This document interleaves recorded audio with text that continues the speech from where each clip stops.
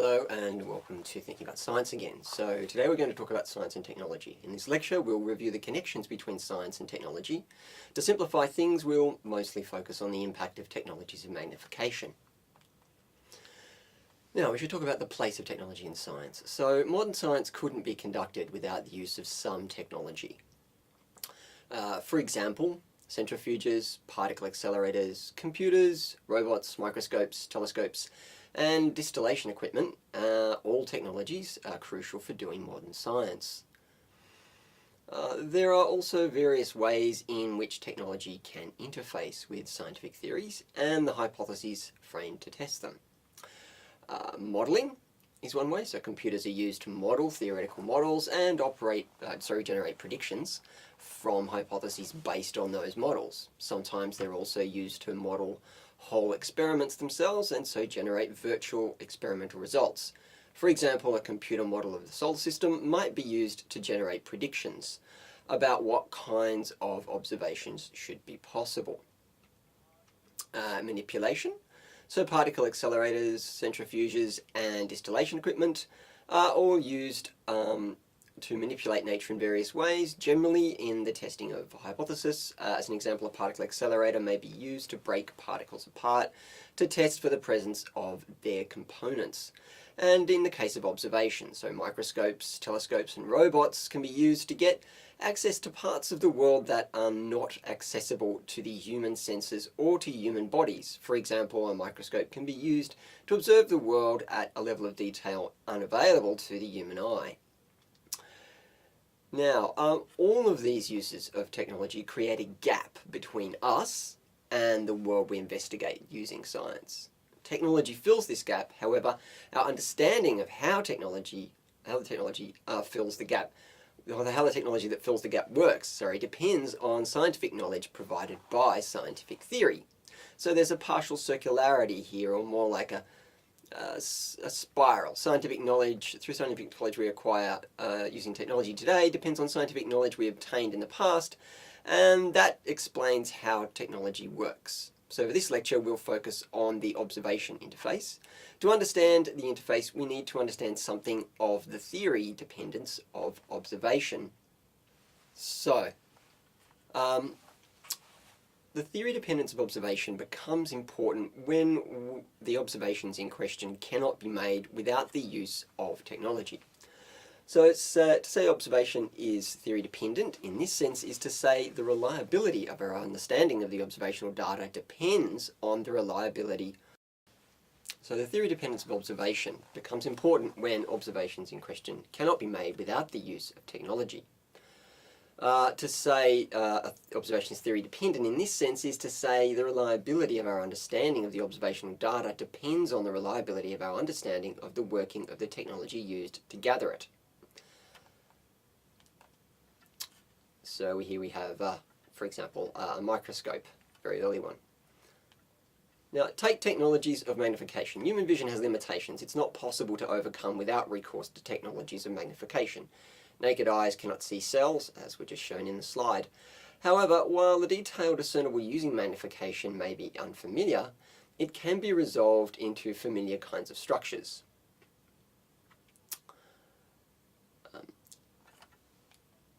Now, magnification technologies were widely used before their functioning was well understood. This presents a problem. It required positing that the processes involved in the magnification were reliable without being able to show why this was so. There is a second problem. The use of magnification technologies to make observations threw up anomalies that provided challenges to the established theory of the day. This makes the status of observations acquired via magnification dubious. These two factors are in fact in play in all use of technology in science. The combination of these points has an important upshot. Often, observation made using technology is simultaneously a kind of experimentation. So, the fact that observation is a kind of experimentation means that we need to think about two things: what has become observable and how we have come to observe it. It will pay to think about this using technologies like magnification, like microscopes and telescopes. And to start with the more familiar point first, the second one, thinking about what has become observable involves us in positing certain entities prior to conducting our observations. We posit that there are entities existing that are unobservable without telescopes and that they obey certain laws or principles. We then perform the experiment of using the telescope as a means of making these unobservable entities observable. However, once we appreciate that we are using a technology, we need also to think about what kinds of posits we are putting in place when judging about the reliability of what we've observed. We ordinarily posit that the processes involved in the functioning of the telescope are reliable, which likely involves positing certain laws or principles of optics hold. Now, there can be two ways that things could go wrong here. We could be ignorant of certain laws or principles that would make a difference to the way we understand our technology to function, or our expectations about the relevant, unobservable phenomena could be upset by what we do in fact see. And combined with our ignorance, we might wonder whether we have actually observed a thing or just an effect of our technology. So we should talk a little about experimental criteria. So if the observations are in effect experiments, then we should probably have some criteria in place to judge when they're going well. This is going to be a hard thing to do exactly, but we can frame criteria of optimization. So we can consider a couple of examples from Peter Gallison's book, How Experiments End. And Gallison proposes two criteria, directness and stability.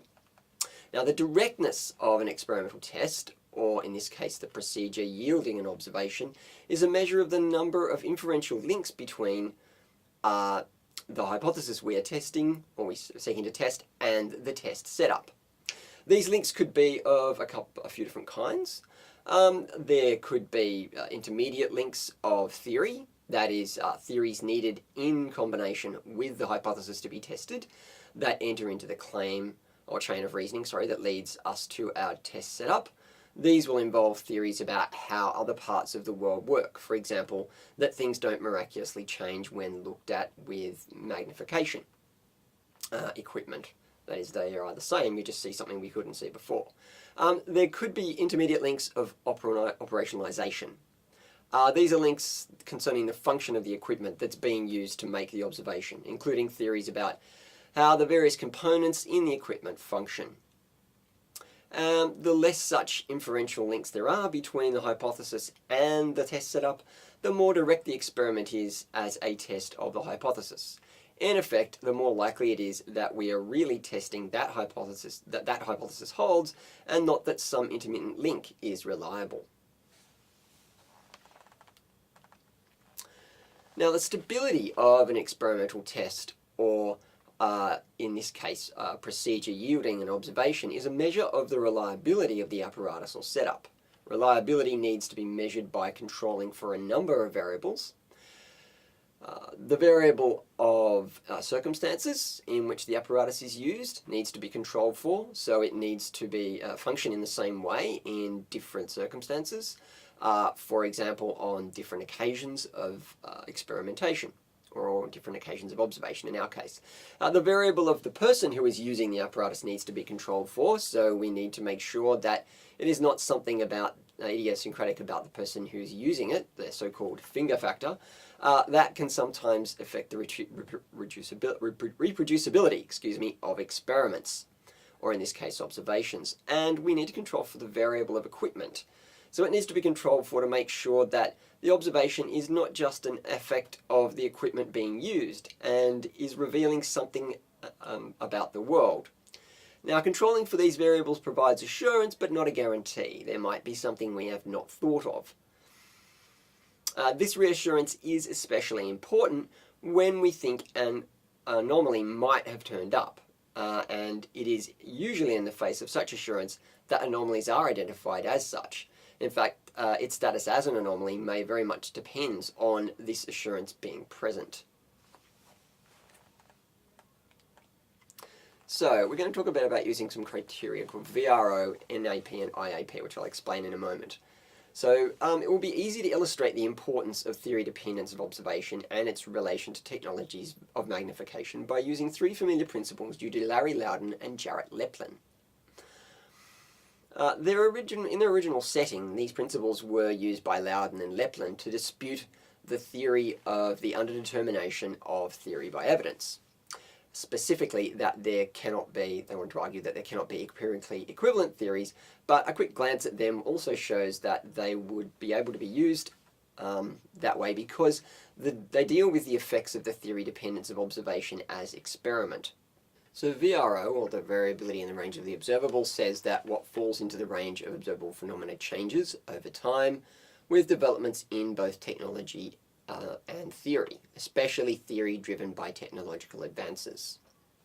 NAP, or the necessity of auxiliaries in prediction, tells us that in order to test a hypothesis, we need to make use of auxiliary hypotheses that, among other things, will explain how any technology used in the testing the hypothesis is supposed to function.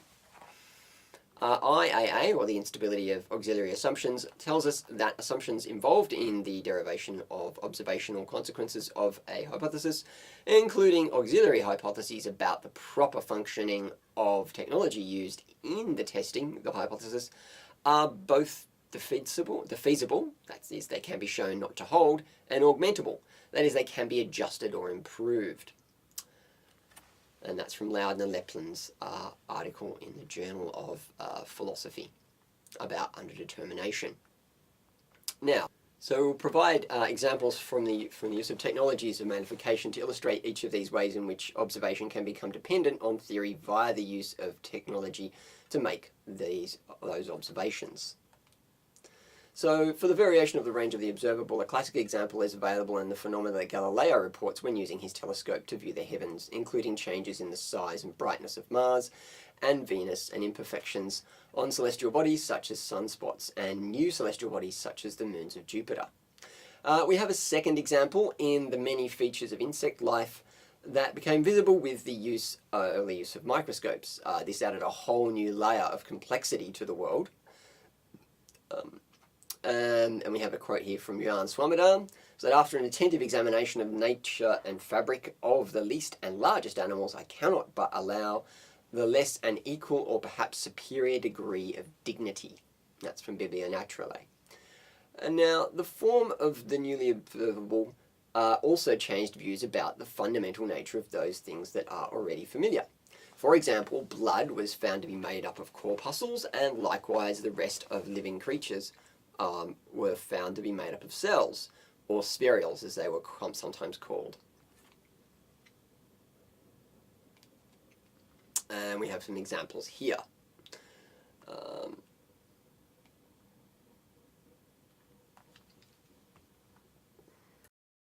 So this is also a case of something seeming familiar, that is organic structures, but in an unfamiliar setting, that is as part of an already thought to be whole life forms. Now, there are some things to note. What counts as observable can change over time, with things becoming observable that were not. When something becomes observable, its status changes insofar as it becomes admissible as evidence. But there are some limitations. The newly observable may still need interpretation and, like the duck rabbit of Gestalt psychology, be interpreted in different ways. It will only count as genuinely observable when there is a reasonably high level of intersubjective agreement about it. So again, Galileo's work in astronomy provides a classic example. Galileo defended his work favouring the heliocentric system with reference to his telescopic observations. And among other things, he claimed that telescopic observations remove the irradiation illusion. So Venus would appear 8 or even 10 times as large as Jupiter when looked at with the naked eye, but seen afterward through a telescope, Jupiter's disk would be seen to be actually 4 or more times as large as Venus. This being an example of the necessity of auxiliary assumptions. So we have Galileo's telescope here, and as I said, as part of the necessity of auxiliary assumptions, there is a considerable difference, but Galileo really had no way of explaining why it occurred. He had to frame auxiliary assumptions about optics to justify his claim that the telescope yielded proper observations. We have another example available in the work of Höhler in embryology. Now, Höhler was an Ovis preformationist, and he claimed that those who, on the basis of their use of microscopes, claimed that there was no preformed embryo to be found in, had overtaken the auxiliary assumption that that which is not there, one does not see, about the adequacy of the technology, and had taken the adequacy of the technology for granted, and unjustifiably so. Now, two things emerge immediately. Theory is needed to understand how technology works, but technological innovation is not scientific innovation. The operation of physical technologies seems to be governed by physical laws, and optimal functioning of technology is best understood with respect to the laws that govern its function. However, most technologies are discovered through tinkering or invention, rather than the explicit use of theorizing about how they should function. This was less the case with the technologies of magnification. It was no less the case, sorry, with technologies of magnification. We next have the instability of auxiliary assumptions. So we've seen that the use of technology to make observations requires the use of auxiliary assumptions as posits about the reliability of the functioning of that technology and about the kinds of things that are there to be observed with it. However, the auxiliary assumptions made over time can change. That is, they are unstable in part because technology itself can change. These changes can be of two kinds. Auxiliary assumptions can be undermined or defeated, or they can be augmented or adjusted. For an example of the former, we can look to criticisms by Buffon of the work of van Leeuwenhoek in the latter study of sperm in support of animalculism. Van Leeuwenhoek computed that sperm could swim about 10 centimeters in semen in about 40 minutes, and Buffon points out that unless we assume the semen itself moves, which seems unlikely, then it would take more than an hour for the sperm to reach the woman's fallopian tubes and impregnate her. However, Buffon takes a defeasible auxiliary assumption for granted, that the only available substance for the sperm to swim in is in fact the semen. We have an example of augmentation in the case of the auxiliary assumption disputed by Höhler, that that which is not there one does not see. As Höhler's correspondent Wolf pointed out, the state of technology, of microscope technology at the time, was well enough understood that this posit seemed to be a reasonable assumption to make. So I should just round up for today and recap. So we talked a bit about the place of technology in science. We talked about the theory dependence of observation as an example of the technology coming into play in science.